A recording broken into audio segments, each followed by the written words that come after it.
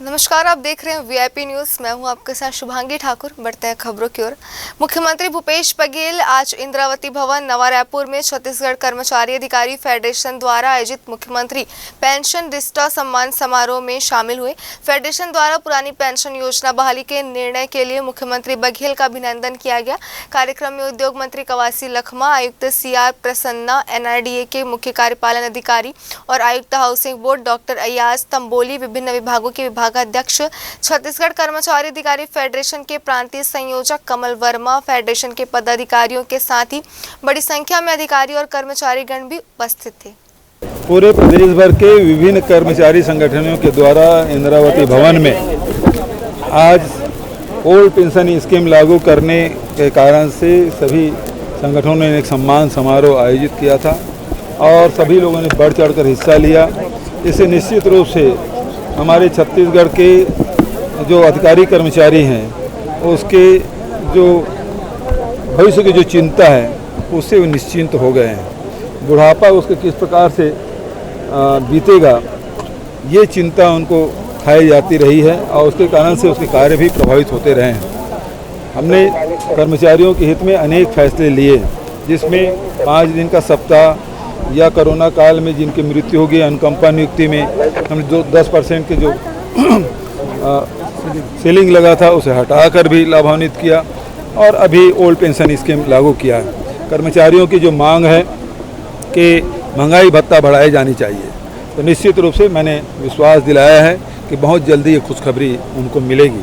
तो लगातार हम अधिकारी कर्मचारियों के हित में काम कर रहे हैं, जिसका लाभ प्रदेश के लोगों को भी मिल रहा है।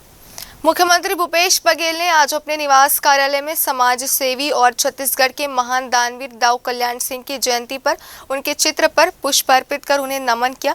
इस अवसर पर उद्योग मंत्री कवासी लखमा भी उपस्थित थे। मुख्यमंत्री ने कहा कि छत्तीसगढ़ में दाऊ कल्याण सिंह दानशीलता के लिए प्रसिद्ध हैं। वे दीन दुखियों की सेवा के लिए हमेशा तत्पर रहते थे।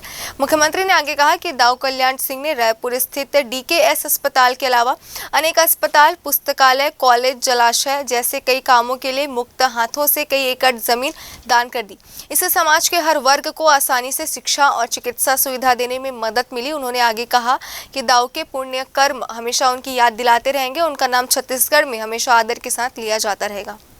मुख्यमंत्री भूपेश बघेल ने अपने निवास में आंध्र प्रदेश और तेलंगाना से आए आदिवासियों से मुलाकात की।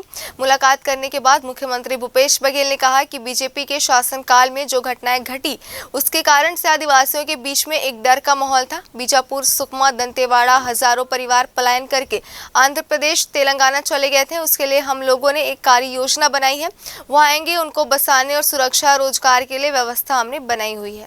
तो उस समय भारतीय जनता पार्टी के शासनकाल में जो घटनाएं घटी और उसके कारण से आदिवासियों के बीच में एक डर का माहौल बना था। उसके चलते बीजापुर से, सुकमा से, दंतेवाड़ा से हजारों परिवार पलायन करके आंध्र प्रदेश, तेलंगाना चले गए थे। अब यदि वो आना चाहते हैं तो उसके लिए हमने एक कार्य योजना बनाई है। वो आएंगे, उनके बसाने के लिए, उनकी सुरक्षा के लिए, उनके रोजगार की व्यवस्था हमने बनाई है। उसे हमने अवगत कराया है। वो काफ़ी उससे संतुष्ट हैं।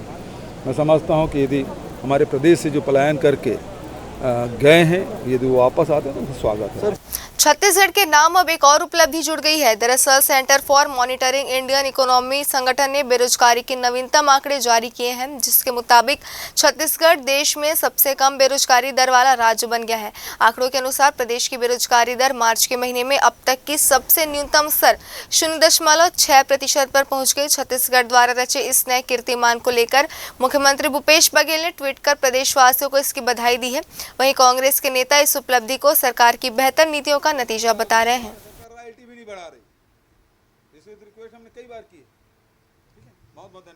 मुख्यमंत्री भूपेश बघेल और कांग्रेस सरकार की नीतियों का परिणाम है कि आज छत्तीसगढ़ की बेरोजगारी दर देश में सबसे कम है। छत्तीसगढ़ की बेरोजगारी दर 0.6% है, जबकि देश की बेरोजगारी दर 7% से भी अधिक है। इस उपलब्धि के लिए कांग्रेस पार्टी मुख्यमंत्री को, कांग्रेस की सरकार को बधाई देती है। निश्चित तौर पे जो योजनाएं छत्तीसगढ़ में बनाई गई उसका परिणाम है कि आज छत्तीसगढ़ के युवाओं को, छत्तीसगढ़ के लोगों को भरपूर मात्रा में रोजगार मिल रहा है। ऐसे समय जब देश में रोजगार का संकट है, उस समय छत्तीसगढ़ की बेरोजगारी दर देश में सबसे कम होना भूपेश बघेल की सरकार की एक बड़ी उपलब्धि है। जांजगीर के डाइट परिसर में 8, 9 और 10 अप्रैल को राज्य स्तरीय प्रतियोगिता का आयोजन होगा। इस दौरान विकास खंडों में चयनित लोग रामायण मंडली में हिस्सा लेंगे। ये कार्यक्रम सुबह 10 बजे से शुरू होगा। यह आयोजन श्री नारायण नगर पंचायत में किया जाएगा। छत्तीसगढ़ में वन कर्मचारियों की अनिश्चितकालीन हड़ताल जारी है। इस बीच पखांजूर जिले में वन कर्मचारी 15 दिनों से 12 सूत्रीय मांगों को लेकर हड़ताल पर चले गए हैं। वन कर्मियों ने विभागीय पर्यटन स्थल में निःशुल्क प्रवेश देने, वनपाल प्रशिक्षण अवधि 60 दिन से घटाकर 45 दिन करने, दैनिक वेतनभोगी कर्मचारियों को नियमित करने की मांग की। इस हड़ताल का समर्थन भाजपा और आम आदमी पार्टी कर रहे हैं।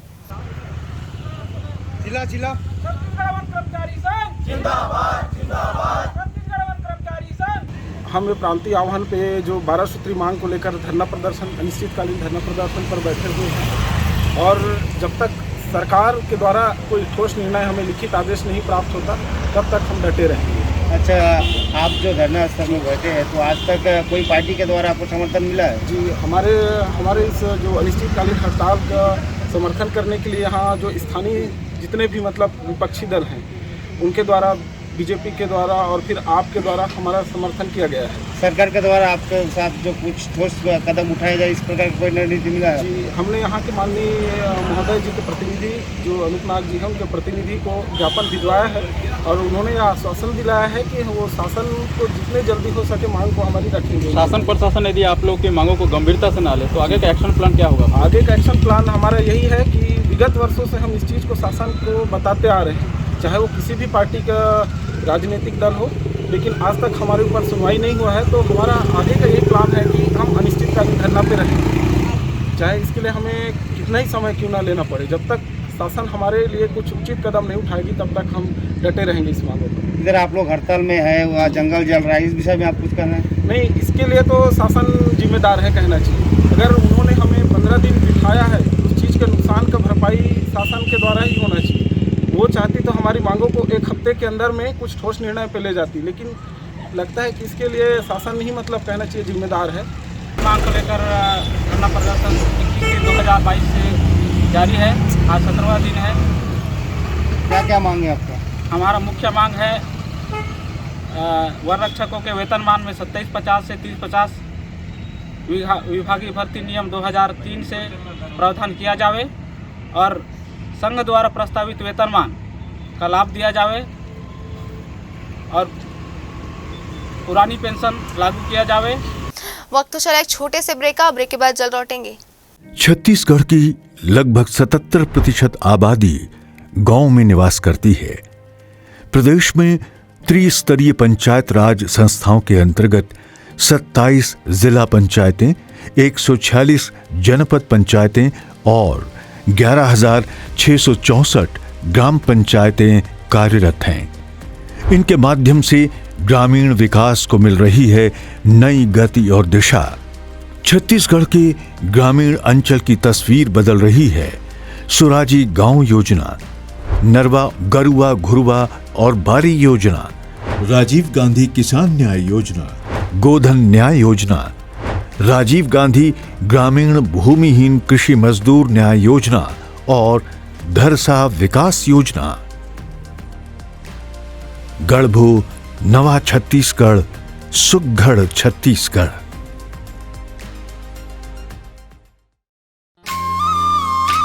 सेवा जतन सरोकार, छत्तीसगढ़ सरकार।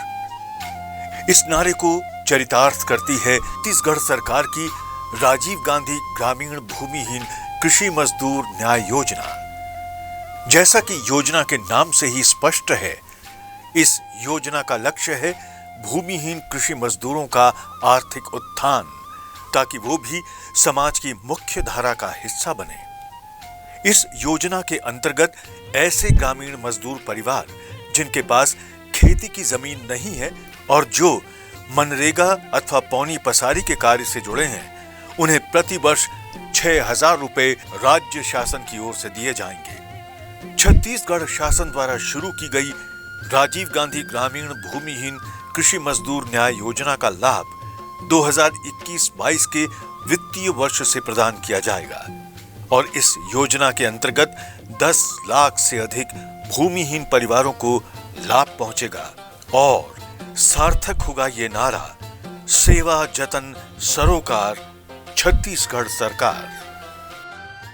ब्रेक के बाद एक बार फिर आप सभी का स्वागत है। बढ़ते अगली खबरों की ओर। सरगुजा जिले के नर्मदापुर हाई सेकेंडरी स्कूल में 10वीं की ओपन बोर्ड परीक्षा में नकल कराने का मामला सामने आया है। नकल करने से रोकने के लिए जिस शिक्षिका की ड्यूटी लगी थी वही बच्चों को नकल करवा रही थी, लेकिन मीडिया के पहुंचने के बाद स्कूल परिसर में हड़कंप मच गया, जिसके बाद केंद्राध्यक्ष ने शिक्षिका पर कार्रवाई करने के आदेश दिए हैं। आज हाई स्कूल का गृह विज्ञान का परीक्षा चल रहा है। क्या क्या इसमें मतलब कितने छात्र हैं आए हुए हैं और कितने उपस्थिति है? 45 में 12 बच्चे अनुपस्थित हैं। बाकी परीक्षा में शांतिपूर्वक संचालित चल रहा है परीक्षा। सर, देखा गया कि मैडम चिट करवा रही थी, क्या लगता है क्या माना जा सकता है? तो मैं तो इधर अपने एक नियंत्रण कक्ष की तरफ था, तो अंदर तो मैं नहीं जानूँ क्या हो रहा है, तो मैडम ही उसके बारे में स्पष्ट बता पाएंगे। तो क्या प्रूफ मिलेगा तो कार्रवाई की करेंगे आप लोग? प्रूफ मिलेगा तो निश्चित मैं मैडम पर कार्रवाई करूँगा। मैं क्या करेंगे? उनको मैं परीक्षा ड्यूटी से उसको पृथक रखूँगा। रायगढ़ जिले के 5 थानों की पुलिस ने 16 सटोरियों को गिरफ्तार कर लिया है। पंजाब और चेन्नई के बीच हो रहे मुकाबले में सभी आरोपी सट्टा लगा रहे थे। पुलिस ने 20 लाख की सट्टा पर्ची के साथ 1,15,000 रुपए नगद जब्त किए हैं। गौरतलब है कि आईपीएल में सट्टा चलाए जाने को लेकर पुलिस काफी सतर्कता बरत रही है। कल सभी जगह आईपीएल का जो क्रिकेट सट्टा होता है उसके ऊपर कार्रवाई की गई थी, जिसमें थाना कोतवाली में ही आधा दर्जन कार्रवाई की गई हैं। उसके सिवाय चक्रधर नगर, खरसिया, सारनगढ़, सरिया, इन जगह पे भी कार्रवाई काफ़ी हुई है। जूट मिल और कोतरा रोड में जुए की कार्रवाई भी की गई है। ये संदेश है एक तरह का कि किसी भी तरह का इस तरह का जो गतिविधियां हैं, आपराधिक गतिविधियां जिसमें लोग इन्वॉल्व होकर अपना पैसा ख़राब करते हैं, वो यहाँ पे बर्दाश्त नहीं की जाएंगी। और रायगढ़ को किसी भी तरीके से जुए सट्टे का कारोबार चलाने के लिए हम यहाँ पे अलाउ नहीं करेंगे। तो सभी के ऊपर कार्रवाई की गई है। तकरीबन 1.25 लाख के आसपास की जब्ती हुई है और 26-27 लोग इसमें पकड़े गए हैं। सट्टा पट्टी तकरीबन 26-27 लाख की पकड़ी गई है। इसमें हम लोग अपना नेट बढ़ा रहे हैं और जो लोग यहाँ से भाग के यहाँ के लोगों के साथ में मिलकर अभी भी इस तरह का धंधे में संलिप्त हैं, उनके ऊपर भी जल्द हम कार्रवाई करेंगे। धमतरी के बखारा क्षेत्र में आईपीएल मैच के दौरान सट्टा लगाने वाले आरोपी को पुलिस ने गिरफ्तार कर लिया है। आपको बता दें कि रविवार को चेन्नई सुपर किंग और पंजाब किंग्स के बीच मैच चल रहा था। उसी दौरान पुलिस ने सटोरियों को धर दबोचा। आरोपी के पास से मोबाइल और नकदी बरामद किए गए हैं। राजधानी रायपुर के टिकरापारा थाना के देवपुरी स्थित मकान में बीती रात करीब 3-4 बजे के बीच 6 से 7 बदमाशों ने धावा बोला और परिवार को बंधक बनाकर नकदी और लाखों के सामान लेकर फरार हो गए। सुबह जानकारी मिलते ही पुलिस की टीम यहां पहुंची और तमाम जांच शुरू कर दी है। डॉग स्क्वाड और फिंगरप्रिंट एक्सपर्ट को बुलाकर जांच कराई जा रही है।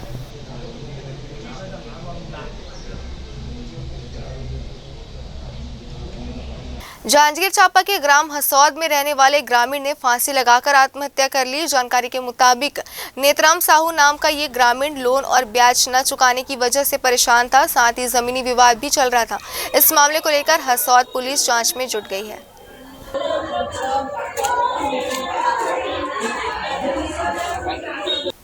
सरगुजा जिले के मैनपाट में पति ने पत्नी को डंडे से पीट कर मौत के घाट उतार दिया। बता दें कि दोनों के बीच किसी बात को लेकर विवाद चल रहा था। ये मामला इतना बढ़ गया कि पत्नी को जान से हाथ धोना पड़ा।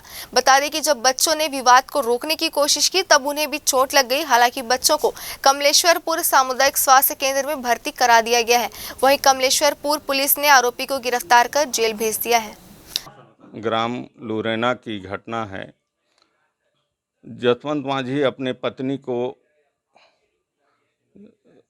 को मार पीट करके हत्या कर दिया। उसमें मृतिका रुपनी के पिताजी और उसके बच्चे को चोट लगा था। पीएचसी कमलेश्वरपुर में भर्ती हैं, इलाज चल रहा है।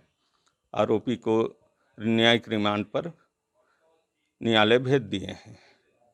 धारा ये है कि पारिवारिक विवाद को लेकर मारपीट किया है। कौन सी धारा के तहत कार्रवाई? धारा 302, 323 आईपीसी के तहत कार्रवाई। वक्त तो चला एक छोटे से ब्रेक का, ब्रेक के बाद जल्द लौटेंगे। छत्तीसगढ़ की लगभग 77% आबादी गांव में निवास करती है। प्रदेश में त्रिस्तरीय पंचायत राज संस्थाओं के अंतर्गत 27 जिला पंचायतें, 146 जनपद पंचायतें और 11,664 ग्राम पंचायतें कार्यरत हैं। इनके माध्यम से ग्रामीण विकास को मिल रही है नई गति और दिशा। छत्तीसगढ़ के ग्रामीण अंचल की तस्वीर बदल रही है। सुराजी गांव योजना, नरवा गरुआ घुरुआ और बारी योजना, राजीव गांधी किसान न्याय योजना, गोधन न्याय योजना, राजीव गांधी ग्रामीण भूमिहीन कृषि मजदूर न्याय योजना और धरसा विकास योजना। गढ़भू नवा छत्तीसगढ़, सुघड़ छत्तीसगढ़।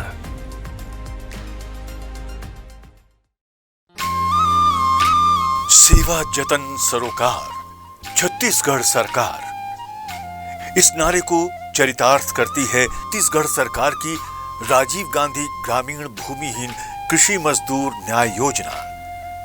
जैसा कि योजना के नाम से ही स्पष्ट है, इस योजना का लक्ष्य है भूमिहीन कृषि मजदूरों का आर्थिक उत्थान, ताकि वो भी समाज की मुख्य धारा का हिस्सा बने। इस योजना के अंतर्गत ऐसे ग्रामीण मजदूर परिवार जिनके पास खेती की जमीन नहीं है और जो मनरेगा अथवा पौनी पसारी के कार्य से जुड़े हैं, उन्हें प्रति वर्ष 6,000 रुपए राज्य शासन की ओर से दिए जाएंगे। छत्तीसगढ़ शासन द्वारा शुरू की गई राजीव गांधी ग्रामीण भूमिहीन कृषि मजदूर न्याय योजना का लाभ 2021-22 के वित्तीय वर्ष से प्रदान किया जाएगा और इस योजना के अंतर्गत 10 लाख से अधिक भूमिहीन परिवारों को लाभ पहुंचेगा और सार्थक होगा ये नारा, सेवा जतन सरोकार, छत्तीसगढ़ सरकार। ब्रेक के बाद एक बार फिर आप सभी का स्वागत है। आइए अब देखते हैं थिएटर गायिका और अभिनेत्री शुभश्री भट्ट के साथ हमारे सहयोगी पद्मा कुलदीप की खास मुलाकात। नमस्कार, आप देख रहे हैं वीआईपी न्यूज और मैं हूं पद्मा कुलदीप। आज हम खास मुलाकात कार्यक्रम में बात करेंगे थिएटर गायिका शुभश्री भट्ट जी से, जो कि एक अभिनेत्री भी हैं। तो आइए हम उनका स्वागत करते हैं। मैम, आपका बहुत बहुत स्वागत है हमारे खास मुलाकात कार्यक्रम में। सबसे पहले तो हम जानना चाहेंगे कि आपकी इस रंग संगीत की जो यात्रा की शुरुआत आपने कैसे की और आमोद भट्ट जी से आपकी मुलाकात कब और कैसे हुई? थैंक यू पद्मा जी। नमस्कार। आमोद जी से मेरी मुलाकात रंगमंडल भारत भवन में ही हुई। वो कारण जी को असिस्ट करते थे और मैं कारण जी के सारे कंपोजिशंस को गाती थी। हम साथ मिलकर काम करते थे और वहीं पर हमारी मुलाकात हुई और बाद में हम दोनों ने शादी भी किया और अभी तक हम रंग संगीत के सारे प्रोग्राम्स में साथ साथ जुड़े हैं और हम एंजॉय करते हैं रंग संगीत को। भारत भवन के रंग मंडल में आप दोनों की मुलाकात हुई और आप कारण जी के रंग मंडल पे ही दोनों काम करते थे। तो हम सुनना चाहेंगे कारण जी के जो रंग मंडल पे आपने जो भी प्रस्तुति दी है। चंदना के डोलिया में मानिक बिछोने पे 16 सिंगार साजे चली मोरे बहना बहना, दह दह दहकत टिसू बन के जंगल, मह मह मह के बारात मोरे अंगना अंगना। अभया मसाल सुहागिन मुख दम के, टिकुली उझकी शर्मात मोरे बहना बहना। तीन नारियल की भेंट जमराज लेत, मुदिता मगन मुस्कात मोरे बहना बहना। जा जा रे बहना जमराज ठाड़े तोरी अगवानी करे, अगवानी करे। जी बहुत खूब मैम। उड़ीसा के जाजपुर से निकलकर जो अभी तक की जो रंग यात्रा है उसके बारे में हम जानना चाहेंगे। हाँ, ये सच है। मैं बहुत ही छोटे से गांव की लड़की हूँ। मैं अभी तो लड़की नहीं हूँ लेकिन मैं बहुत ही छोटे से गांव सुजनपुर करके है जाजपुर ज़िले में, मैं वहाँ से हूँ। मेरे पिता एक बहुत बड़े संगीतकार भी थे और नाट्य निर्देशक भी थे। उन्हीं से मैंने संगीत की तालीम ली, नाट्य संगीत की। और उसके बाद मैंने दिल्ली में शीला भाटिया की रेपर्टरी में भी मैंने कुछ दिन काम किया था। उसके बाद मैंने कारांजी के साथ भी काम किया और उसके बाद मैं बॉम्बे में काफ़ी सारा थिएटर लोगों के साथ में जुड़ के वहाँ भी मैंने काम किया और अभी भी मेरे बॉम्बे में मैं लगातार रंगमंच से जुड़ी हुई हूँ। जी हम जानना चाहेंगे कि आपको अपने अभी तक जिन जिन जगहों पे अपनी प्रस्तुति दी है सबसे मज़ेदार और यादगार कौन से जगह का रहा? रंगमंडल में रहते हुए तो पूरा सारी मतलब हिंदुस्तानी मैंने घूम लिया जी। और मैं पाकिस्तान भी गई थी जी, जसमा उड़न लेके। हाँ, और कारांजी के साथ ज़्यादा से ज़्यादा सभी एमपी के सारे ज़िलों में और गोवा, महाराष्ट्र, मुंबई, महाराष्ट्र में सारे जितने शहर हैं और सब पूरा हिंदुस्तानी मैंने कवर कर लिया था। कारांजी के जो नाटक है उसमें आप मुख्य किरदार भी निभा चुकी हैं, तो कोई ऐसे जो यादगार प्ले है जो आपको अभी भी अच्छा लगता है जिसे याद करके? कारांजी के नाटक में मैंने स्कंदगुप्त में किया था माँ का रोल जी। और बाकी नाटकों में मैंने जैसे घाशीराम कोतवाल में छोटे छोटे रोल्स किए, लेकिन कारांजी के नाटक में पद्मा मैंने ज़्यादा गाने गाए जी। लेकिन बाकी डायरेक्टर्स जैसे BM शाह और पंकज सक्सेना और MK रैना और बहुत सारे ऐसे निर्देशक हैं जिनके नाम भी याद कर पाना मुश्किल है। उन लोगों के साथ ज़्यादा मैंने लीड किए। मैंने शकुंतला की अंगूठी जो नाटक है सुरेंद्र वर्मा का, उसमें मैंने कनक का रोल किए। सराय की मालकिन में मैंने मालकिन का रोल किए। तो बहुत सारी लंबी फहरिस्त है मेरी। जी जैसे कि कारांजी के साथ तो आपने काफ़ी लंबे समय तक काम किया, हबीब तनवीर जी के साथ भी आपका अनुभव काफ़ी अच्छा रहा, तो इसे हम जानना चाहेंगे। हबीब जी के साथ मैंने 2 नाटकों में काम किया, एक तो मुद्रा राक्षस और एक जिस लाहौर न देखा जन्यायनी। तो दोनों में हबीब जी के साथ मेरी बहुत अच्छी याददाश्तें हैं और वो बहुत ही सरल स्वभाव के इंसान थे। उनके साथ काम किए हुए जो किया था मैंने, वो दिन मैं आज भी नहीं भुला सकती। गए दिनों का सुराग लेकर किधर से आया किधर गया वो, अजीब मानूस अजनबी था मुझे तो हैरान कर गया वो, बस के मोती से छप दिखा कर, बस के मीठी सी धुन सुना कर, सितारा ए शाम बन के आया बरंगे ख्वाबे सहर गया वो, अजीब मानूस अजनबी था मुझे तो हैरान कर गया वो हिज्र की रात का सितारा, वो हम नफस हम सुखन हमारा, सदा रहे नाम उसका प्यारा, सुना है कल रात मर गया वो। बहुत खूब, बेहतरीन।